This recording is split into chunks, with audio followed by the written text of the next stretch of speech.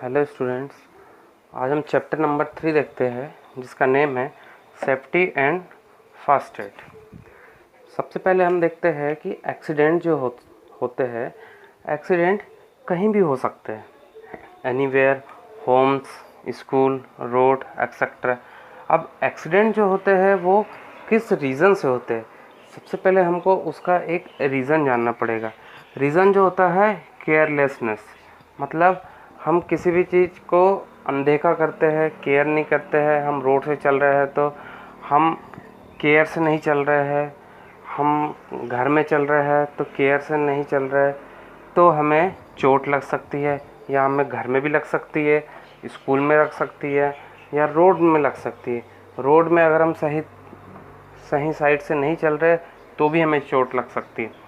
इस केयरलेस के कारण ही हमें एक्सीडेंट का सामना करना पड़ता है। अब एक्सीडेंट होने से बचने के लिए हमें क्या करना पड़ेगा, केयरफुल रहना पड़ेगा, तो हम अवॉइड कर सकते हैं एक्सीडेंट को। ठीक है, अगर हम केयरफुल रहेंगे तो हम एक्सीडेंट को अवॉइड कर सकते हैं। ठीक, अभी एक्सीडेंट जैसे होम में हो रहे हैं, स्कूल में हो रहे हैं, रोड में हो रहे हैं, हम केयरफुल रहेंगे जब भी हम एक्सीडेंट को टाल सकते हैं। ठीक है, यहाँ तो हमने देख लिया कि ये एक्सीडेंट्स को हम कैसे टाल सकते हैं, केयरफुल रहेंगे तो, और केयरलेसनेस होता है जब भी एक्सीडेंट होता है। अब हम यहाँ एक देखते हैं फास्ट एड क्या होता है। फास्ट एड जो होता है, फास्ट एड क्विकली सपोर्ट होता है। क्विकली सपोर्ट ये आपके फ्रेंड हो सकते हैं, ये आपके फादर हो सकते हैं, मदर हो सकते हैं, कोई भी पर्सन हो सकता है जो आपको क्विकली हॉस्पिटल पहुंचने से पहले जो भी आपको सपोर्ट देता है उसको हम कहेंगे फास्ट एड।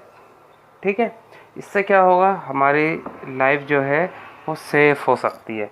अगर हमें फास्ट एड प्रॉपर आता है तो हमारी लाइफ सेव हो सकती है। अब हम देखते हैं कि एक्सीडेंट्स ड्यू टू फायर, जो आजकल हम सुनते हैं कि कई घरों में आग लग गई, कई ऐसे एक्सीडेंट हो गए जो अंगार लगने के कारण होता है। जैसे कुछ इलेक्ट्रिक गैजेट्स में आग लग गई, स्विचेस में आग लग गई, कुकिंग गैस लीकेज हो गई, सिलेंडर लीकेज हो गया, इसके कारण भी बहुत सारे फायर हो सकते हैं। तो हम इसके बारे में कुछ देख लेते हैं। फायर्स, मैच स्टिक्स कई बच्चे जो रहते हैं मैच स्टिक्स खेलते हैं, कैंडल को खेलते हैं, जिसके कारण भी कई बार ऐसा होता है कि आग लग जाती है।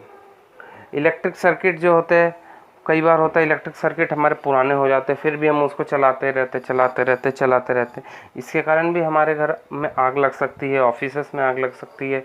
गैजेट भी ब्रस्ट हो जाते हैं, कई बार गैजेट्स जो है इलेक्ट्रॉनिक गैजेट्स फूट जाते हैं ज़्यादा ओवर हीटिंग चार्जेस के कारण।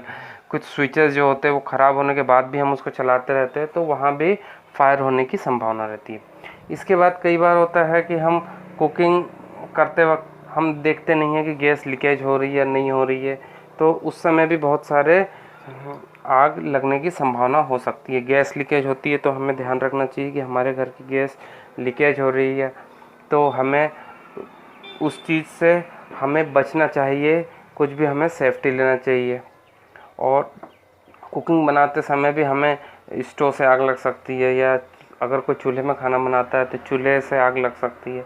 तो यहाँ पे हमने देखा कि एक्सीडेंट्स कैसे हो सकते हैं, और एक्सीडेंट रोकने के लिए हमें केयरफुल रहना चाहिए। फास्ट एड क्या होता है, फास्ट एड के बाद एक्सीडेंट ड्यू टू फायर से कैसे एक्सीडेंट हो सकते हैं, ये हमने और अभी इस टॉपिक में समझा है।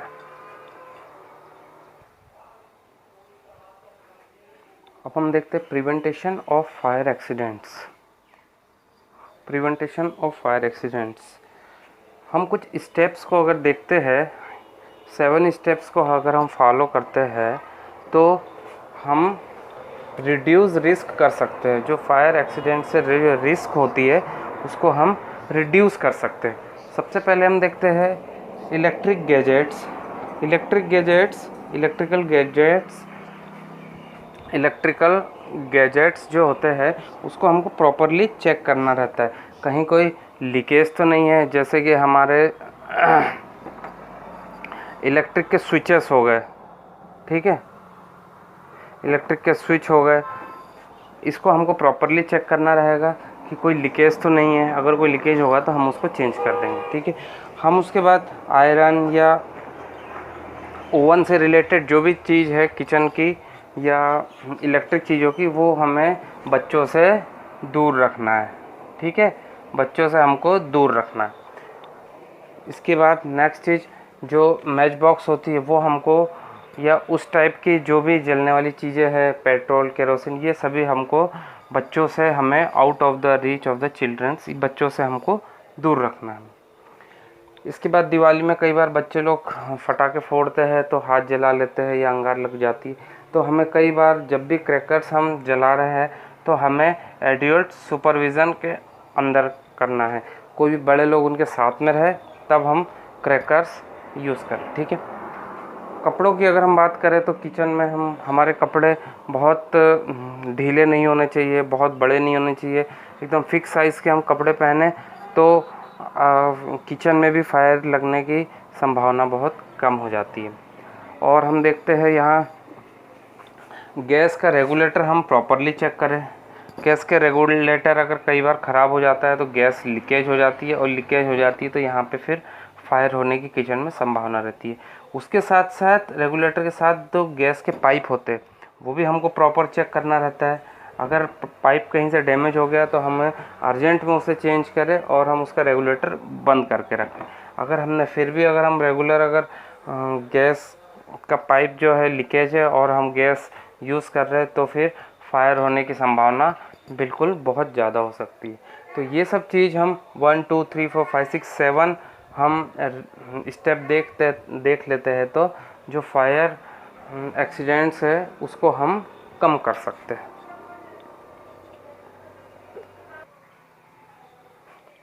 अब हम देखते हैं कि safety during the fire accidents. अगर फायर एक्सीडेंट हो जाते हैं तो हमको क्या क्या सेफ्टी लेनी पड़ेगी। सबसे पहले तो अंगार अगर लगी हुई है तो हम उसके ऊपर सॉइल या सैंड हम उसके ऊपर फेंक सकते हैं। दूसरी चीज़, अगर कोई स्मॉल फायर है, छोटी मोटी अंगार लगी है, तो हम फायर एग्जीक्यूटर यूज़ करते हैं। जैसे कई बार आप देखते हो स्कूल में या ऑफिसेस में फायर एग्जीक्यूटर एक लगा हुआ रहता है, ठीक है।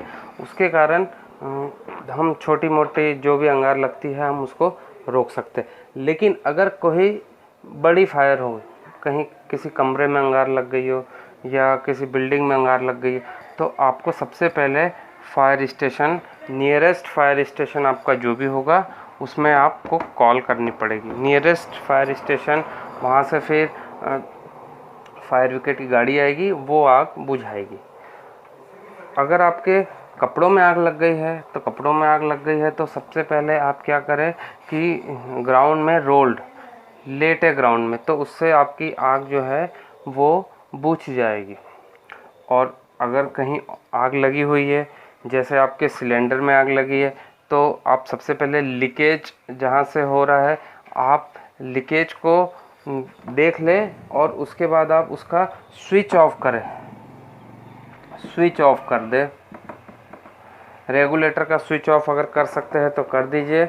और अगर कहीं इलेक्ट्रिक गैजेट्स में आग लगी है तो आप उसकी सप्लाई बंद कर दें। अगर आपके इलेक्ट्रिकल में इलेक्ट्रिकल करंट से रिलेटेड है तो आप अपना इलेक्ट्रिक स्विच ऑफ कर दें, ठीक है। तो ये चीज़ आपके देख ली है। सॉइल और सैंड आप डाल सकते हैं। अगर आपका कुछ छोटा मोटा अंगार लगी है तो फायर एग्जीक्यूटर आप यूज़ कर सकते हैं। ऑफिस, स्कूल या अदर जगह में रहता है फायर एग्जीक्यूटर। और मेजर फायर अगर हो रहा है, ज़्यादा अंगार लगी तो फायर स्टेशन पे आप कॉल करें। कपड़ों में अगर आप अंगार लगी है तो आप रोल्ड होने के साथ साथ आपकी अंगार बुझ जाएगी। सप्लाई स्टॉप करें, जहाँ अंगार लगी है वहाँ आप इलेक्ट्रिक की सप्लाई स्टॉप कर दें। गैस से रिलेटेड है तो गैस का रेगुलेटर ऑफ कर दें। ये चीज़ें फायर एक्सीडेंट में सेफ्टी है। ये इतनी सेफ्टी है, अगर आग लग गई है तो हमें इतनी सेफ्टी करना चाहिए। अब हम यहाँ एक चीज़ देखते हैं, अगर safety during the fire accident, हम देख रहे हैं safety during the fire accident में हमें क्या नहीं करना है। अगर हमारे कुछ इलेक्ट्रिकल गैजेट्स में अंगार लगी है या इलेक्ट्रिक वायर में अंगार लगी है, इलेक्ट्रिकल कोई भी चीज़ में अगर अंगार लगी है तो हमें वाटर नहीं डालना है, वहाँ पे हमको वाटर यूज़ नहीं करना है। सेकंड चीज़, अगर पेट्रोल केरोसिन से रिलेटेड कहीं अंगार लगी है या पेट्रोल केरोसिन में अंगार लगी है तो हमें वाटर वहाँ नहीं डालना है, क्योंकि वाटर जो होता है वो भारी होता है और वो पेट्रोल और केरोसिन के नीचे चले जाता है और ऊपर पेट्रोल केरोसिन हमेशा जलते ही रहेगा। इसलिए हमें दो चीज़ नहीं करनी है। जब कोई इलेक्ट्रिकल गैजेट्स में अंगार लगी है, किसी घर में अंगार लगी है, इलेक्ट्रिक फॉल्ट हुआ है तो हमें पानी नहीं डालना है। और अगर पेट्रोल और केरोसिन से रिलेटेड कहीं अंगार लगी है तो भी हमें पानी नहीं डालना है। ठीक है।